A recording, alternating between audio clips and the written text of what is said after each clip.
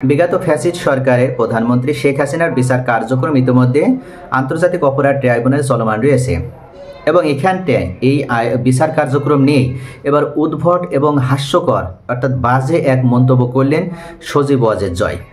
আর ওনার এই মন্তব্য নিয়েই দৈনিক ইনকিলাব পত্রিকাতে যে প্রতিবেদনটা তুলে ধরা হয়েছে আমি এখন সেটা আপনাদের সাথে আলোচনা করছি।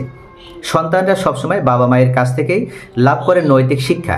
বাবা মায়ের আচার আচরণ আর স্বভাবের 80% সন্তানের মধ্যে বিদ্যমান থাকে, এমনটি কিন্তু বৈজ্ঞানিকরা বলছেন। তবে ফ্যাসিস্ট হাসিনা পুত্র জয় যেন সেই ধারণাকে ভুল প্রমাণ করতে বসেছেন। তার মধ্যে যে মায়ের গুণ চলে গিয়েছে 100-র ভিতরে 100।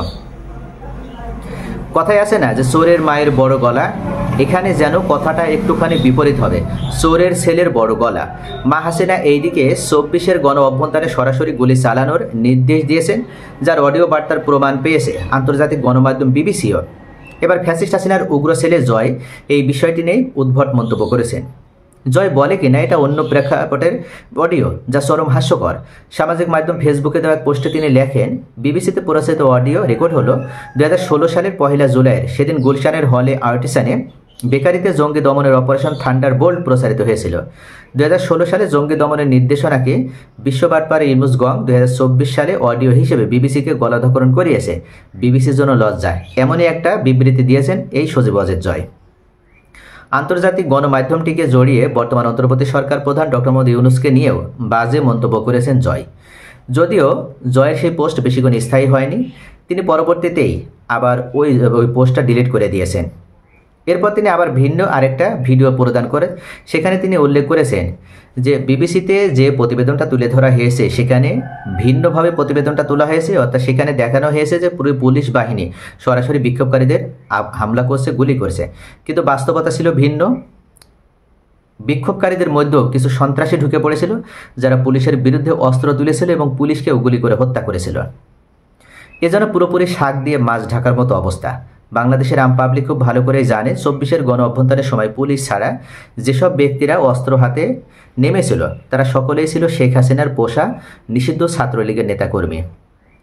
হাসিনার পাশাটা সবথেকে বড় চামচা ওবায়দুল কাদেরও প্রকাশ্য নির্দেশে অস্ত্র হাতে রাস্তায় নেমেছিল ছাত্রলীগ নামধারী সেই হায়নার দল। নির্বিচারে তারা নিরস্ত্র জনসাধারণের উপর মুহুর্মুহু গুলি চালায়।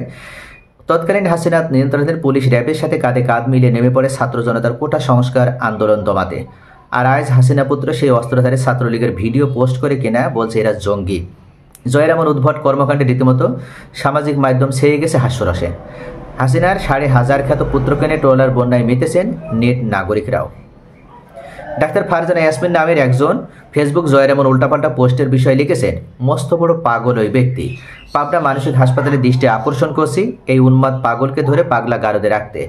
জয়ের সব আবল তাবল ফেসবুক পোস্টে এভাবেই বাংলাদেশি নেটিজেনরা ক্ষোভ ঝাড়ছেন আর হাস্যরসে ফেটে পড়ছেন হাসিনা আর জয়ের প্রতি। কেউ কেউ তাকে উন্মাদ পাগলও আখ্যা দিচ্ছেন।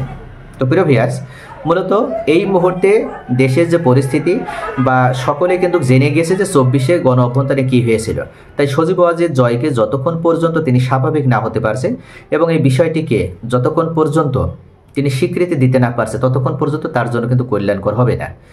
তিনি এই ধরনের উদ্ভট বিবৃতি দিতে থাকলে আওয়ামী লীগের জন্য ক্ষতিকর হবে, এমনকি দেশের জন্য ক্ষতি হবে এবং তার নিজের ইমেজ নষ্ট হবে, তার জন্য ক্ষতিকর হবে। তাই যত তাড়াতাড়ি তার জ্ঞান আসবে, যত তাড়াতাড়ি তিনি সচেতন হবেন, তত তাড়াতাড়ি তার জন্য কল্যাণকর হবে বলে রাজনৈতিক বিশ্লেষকগণ মনে করছেন। সকলে ভালো থাকুন। Thanks for watching.